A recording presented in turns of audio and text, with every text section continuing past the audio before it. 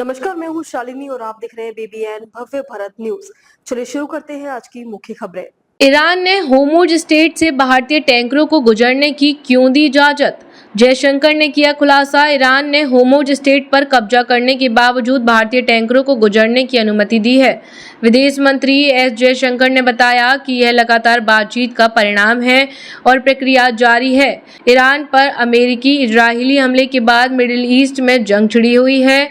Iran ने Hormuz strait को अपने कब्जे में ले लिया है और इस समुद्री रास्ते को रोक दिया है। इस बीच तेहरान ने भारतीय टैंकरों को इस रास्ते से गुजरने की इजाजत दी है।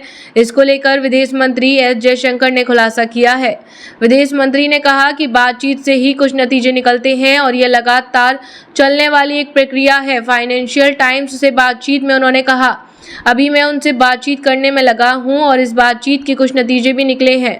यह प्रक्रिया अभी भी जारी है। अगर मुझे इससे नतीजे निकलते हुए दिख रहे हैं तो जाहिर है मैं ये बातचीत आगे भी जारी रखूंगा। उन्होंने आगे कहा, निश्चित रूप से भारत के नजरिए से यह बेहतर है कि हम आपस में तर्क वितर्क करें, आपस में तालमेल बिठाएं और कोई समाधान निकालें।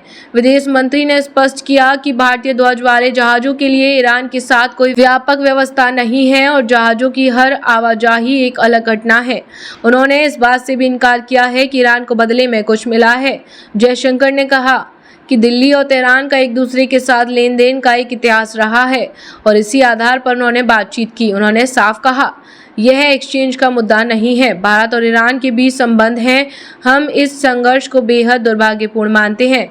डॉक्टर जयशंकर ने आगे कहा, अभी तो शुरुआत ही हुई है।